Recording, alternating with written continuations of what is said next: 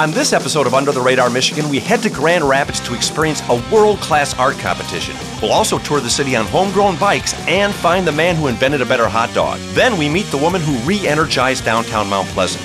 We'll also experience some sweet flower power, eat at a Brass Cafe, and find out why one young chef is making his future right here in Michigan. Get ready to explore the cool people, places, and things that make Michigan a great place to be. Under the Radar Michigan is brought to you in part by the Michigan State Housing and Development Authority, investing in people, places, and partnerships to help transform Michigan and the Michigan economy. In cities, towns, and neighborhoods, people are building better places to live and better communities. Also by the Susan G. Komen Race for the Cure. The Komen Race for the Cure series raises significant funds and awareness for the fight against breast cancer, celebrates breast cancer survivorship, and honors those who have lost their battle with the disease. More info at komen.org. Also in part by the Food Bank Council of Michigan, Michigan's statewide food bank network, committed to the alleviation of hunger in Michigan and in our nation. The Food Bank Council of Michigan gathers food and funds to help stock Michigan's food banks. Support for Under the Radar Michigan comes from Big Coffee, celebrating 17 years as a Michigan company. Gift cards, coffee mugs, and coffee by the pound are available in-store and online. Locations at biggby.com. I've been around the world, but there's one place I keep coming back to. And the more I explore, the more I realize it's the place to be. I'm Tom Dalton, and this is Under the Radar Michigan.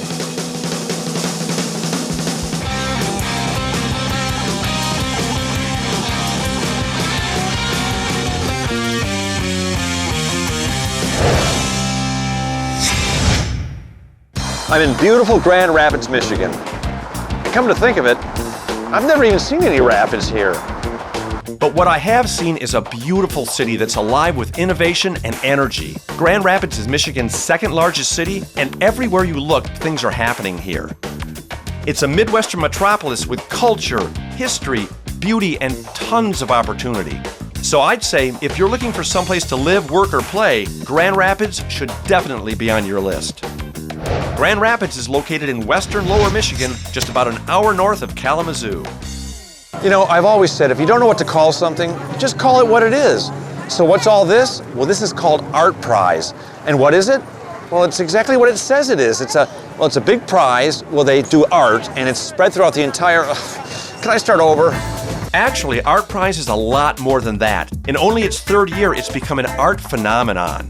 19 days, 3 square miles, almost 200 venues, and over 1,700 artists from around the world competing for almost $500,000 in prize money. Everywhere you look in downtown Grand Rapids, you'll find some of the most amazing, unique, and overwhelming art you'll see anywhere. It's a world-class happening in a world-class city. I think it's one of a kind. There's not that many places that do something like this. There's no other place in the world that it can be like that. That's what makes it such an incredible thing. And all different kinds of art as well.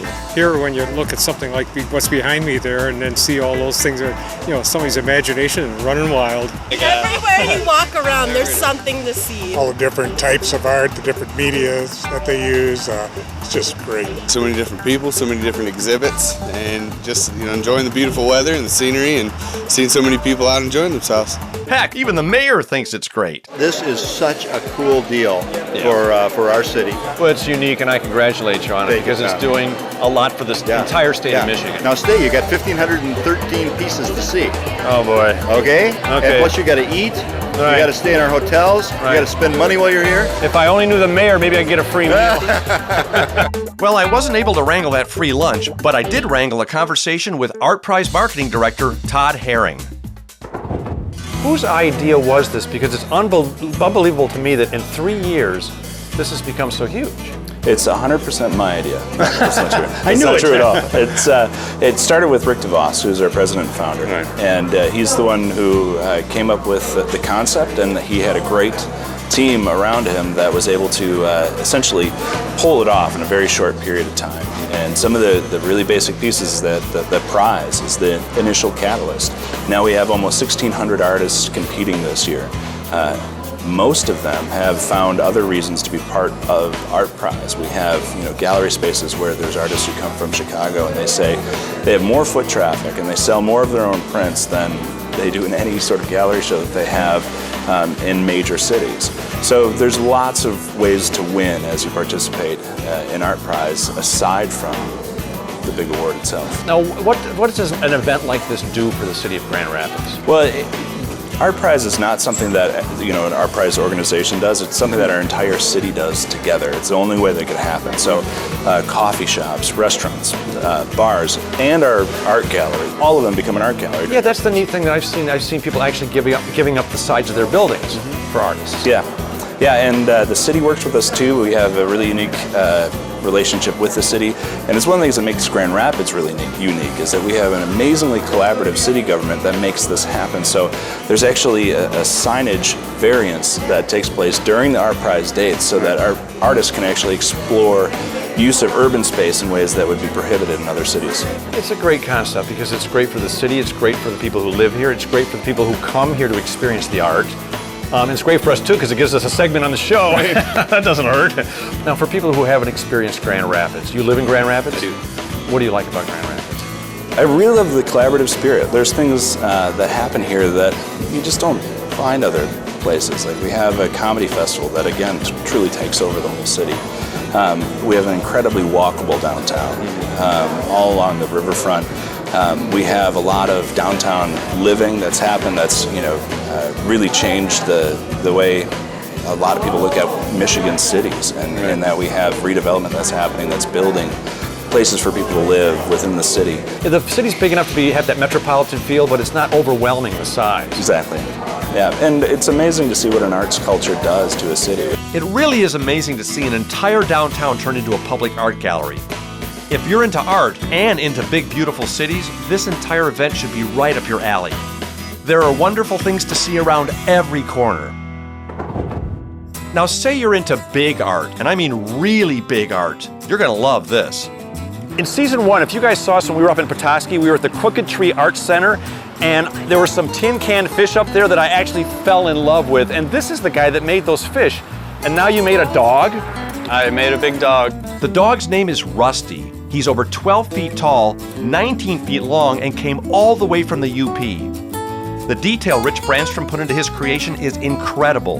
And the best thing is that there's a story behind every part. The little window on the back side, what is all that in there? Well, the piece is entitled Self-Portrait of the Artist, and the whole thing is a metaphorical self-portrait of sorts. The window in the belly actually represents a scene from about 5 years ago of my wife leaving me. She basically said I worked all the time. I was the hardest working person she knew that never got anywhere. So that scene is, I've heard that is too. me in the doghouse, basically. And the whole moral to that is your wife may walk out on you, but your dog will always stick by your side. Well, I don't know about you guys, but that story alone was enough to swing my vote Rusty's way. And apparently, I wasn't the only one. We were thrilled to see that Rich's creation took 5th place in the competition. Almost as thrilled as we were to be in Grand Rapids during ArtPrize. If you have the chance, I highly recommend you check this out.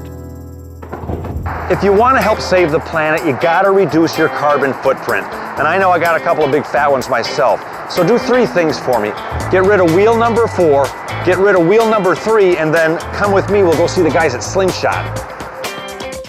If you're looking for a company that's committed to Michigan and keeping their products local, Slingshot is the company for you. And if you're looking for a high-performance custom bike to ride, PJ McDonald is the man to talk to. You've got something called Sling Blade technology, which sounds complicated, but what is that with your bike? It's actually Sling Power technology. Sling Power technology, yeah, what is that? SPT. Basically what it is a suspension and power transfer that you receive from the bike. And as you're pedaling, there's what they call a dead portion of the pedal stroke, where you've already expended the energy, but it's not propelling you forward. That's 90% of my stroke, by the way.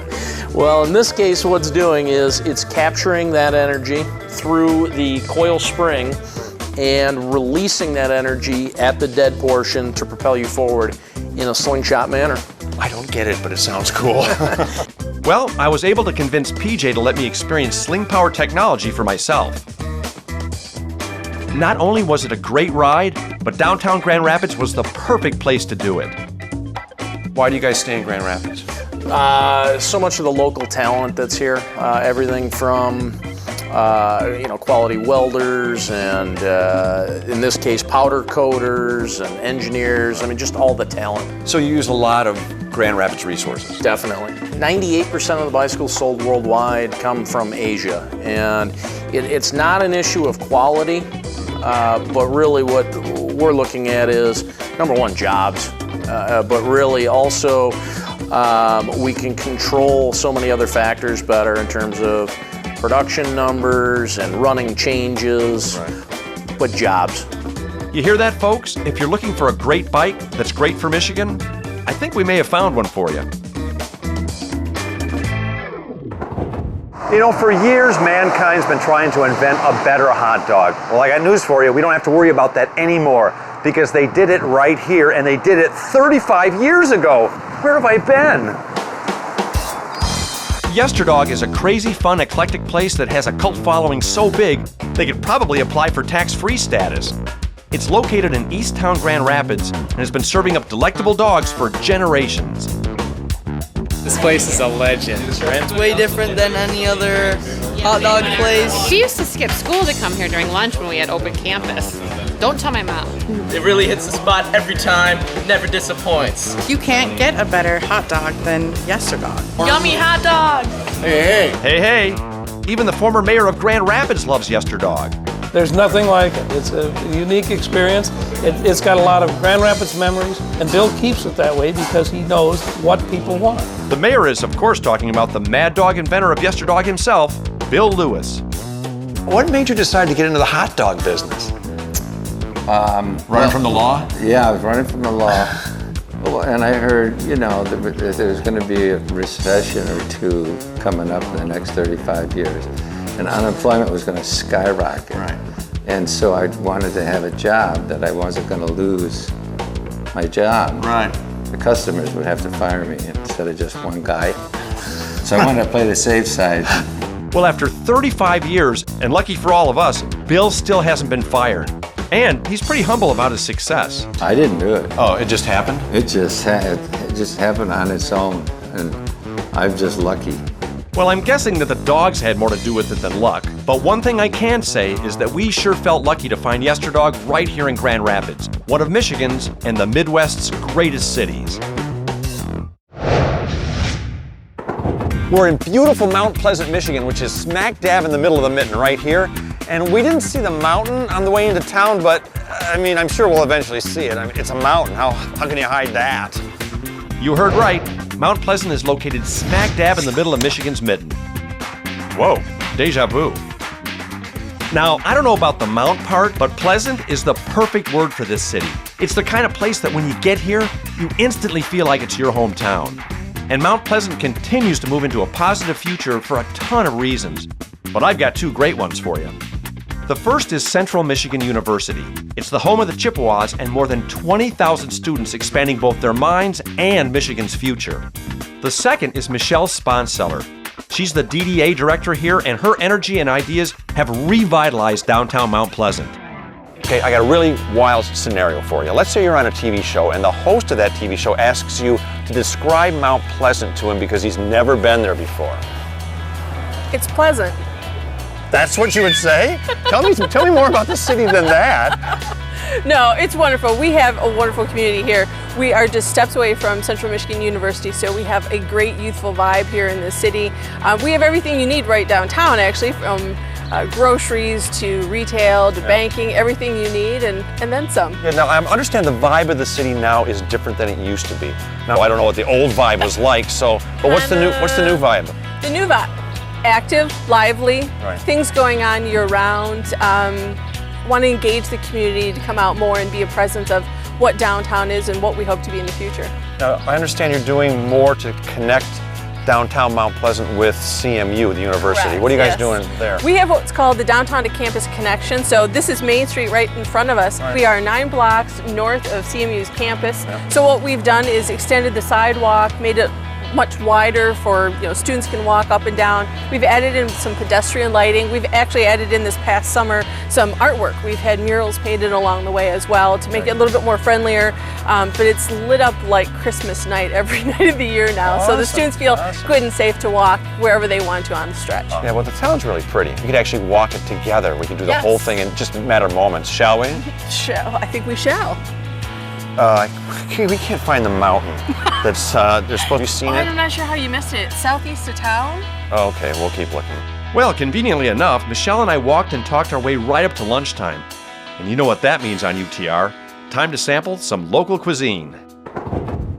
Emma Curry and Susan Patton are the proud proprietors of the Brass Cafe right in downtown Mount Pleasant. And you'll never find two people more passionate about what they serve and where they live. So, you came from Scotland all the way over the Atlantic Ocean to Michigan. Yeah. What brought you here? CMU originally. Yeah, the university did. Yeah, the university did. I came to study here and complete my master's in history, and decided at that time that's what I wanted to do, and here I am 14, 16 years later. Well, how'd you go from a history major to owning a really good restaurant? That's a good question. I'd worked in some restaurants back in Scotland and really loved that, and my business partner and I realized there was a real need in town for some catering at that time, and we started a small catering firm. We realized we needed a space to actually grow. This became available, the Brass at the time, and we were stupid enough at that time to beg, borrow, and steal what we could and buy the restaurant. So this is where I say, now this is the part where we both cry. Okay. So you're living the American dream? I am. Every day of my life. That's awesome. Now, aside from the Brass Cafe, Emma and Susan recently opened the Market on Main, which is a great little specialty grocery store, deli, and bakery just down the street. It's just another sign of their continued commitment to downtown Mount Pleasant. Downtown is the heart and soul of our city, and within the last probably 5-6 years, we've seen an incredible change and people wanting to be downtown. We have a huge range of things to do down here, not just eat and drink. It's definitely on the upswing right now. We're definitely seeing a positive change. We've got a hamburger here everybody talks about. What is it? We call it the Big Brassy Lassie. It's got to come from somewhere. It's a half pound of organic ground beef that actually comes from Rosebush. Some good friends of mine, Pat and Jim Graham, ground that for us. We stuff it with a blend of fresh mozzarella, gorgonzola dolce, and mascarpone that we get from Cray Brothers, our good friends in Wisconsin. We then use a bun that we get from our good friends at Robert's Bakery. So it's a local connection. Baby arugula, pancetta. We have our own smoked onions that we smoke in-house. Right. We have our own steak sauce that we call A128. I'm going to get sued for this. It's based on another steak sauce that I can't mention, but 128 is our address. It's spicy and sweet, just like us. And then we get a little fried egg on top, a little smoked paprika on the bun, and then our own hand-cut fries. Well, as you can imagine, the Brassy Lassie did not disappoint. I mean, heck, when you've got an inspired chef who's committed to local flavors, you can't go wrong. You know, I think the beauty of living in Michigan, like Scotland in that sense, is you have everything at your fingertips. Yep. We live in a very rural area, but they're right there. I work a lot with some really great farmers in the surrounding areas. Eggs, produce. Some of the meat I have today comes from different parts of Michigan. Working with the local farmers means you can put a face on what you're buying. Right. And these days, that's really important for people. Well, luckily I'm not a farmer, so you won't have to put my face on anything you order here. But it sure was great meeting the smiling faces behind the Brass Cafe. There's a revolution happening in Mount Pleasant right now, but there's no reason to be concerned and no reason to stay in your homes, because this revolution's all about, that's right, flower power. Solid. The Flower Uprising is a funky little bakery with a big heart and tons of stuff to make you feel good inside. So bye-bye guilt and hello happiness, because owner Annette Pratt blends happy with healthy every single day. Now, where did you come up with the name Flower Uprising? Well, we wanted it to be kind of action-oriented, and we wanted it to reflect the fact that we wanted to do something different that was not just your average bakery. So we're trying to do things more healthy. We're trying to get people involved in the concept that they don't have to eat just white wheat flour. Now, what you might not also know is that Flower Uprising is quickly becoming famous for something called whoopie pies, which are, well, let's talk to the expert. explain to everybody out there, because I guess they're the talk of Mount Pleasant. Everybody loves them here. A whoopie pie is a cross between a sandwich cookie and a cupcake. It's 2 small cakes with the filling in the middle instead of frosting on top. Sounds pretty good to me. Okay, hit it. All right. Woo! Oh my God, that is so funny. I should have done that. Yes. Well, no, it's okay now. I got it. Fine now. Oh, I love this thing. It's pretty easy. A child could do it. Thanks. Thanks for the comparison. I deserve it. And now, thanks to the help of some TV magic, time. All right. Okay. And How'd I then you do? stick them in the oven. Well, that's the part I could have done.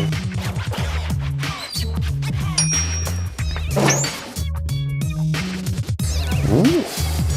That was fast. well, the whoopie pie was whooperific. So if you've got a sweet tooth, bring it and the rest of your teeth to Flower Uprising. I've said it before, and I'll say it again. It don't get none no better. That's a triple negative. It works. Well, thanks for having us in. Hey, no problem. You don't mind if we just make all this one? Okay, well, bye. See ya. Now, our last stop was a restaurant called Camille's on the River that's attached to another great restaurant and microbrewery called Mountain Town Station. Jim Holton is the man who made this new dining destination possible, and Chef Brent Peterson came back to make his mark right here in Mount Pleasant. Now, how did you end up in Mount Pleasant? I came to school here. After I graduated high school, I came up to school to be a meteorologist. And, how's that working out for you? It's a beautiful day outside, that's all I can tell you. You know, it's the only profession you can be 50% right and still keep your job. And, you know, I wanted to stay in the town, and I really got to know the town once I bought a house in town. Yeah. That was about my sophomore year in college, and I said, boy, what a great place to be. Great spot to raise a family whenever that was going to happen. Yeah. And I've been here now for 25 years. Wow. It's wonderful. And with the combination of Camille's and it's Mountain Town Station? Mountain Town Station, yes. You're employing a lot of people. I mean, you're creating Over a lot of 100 jobs.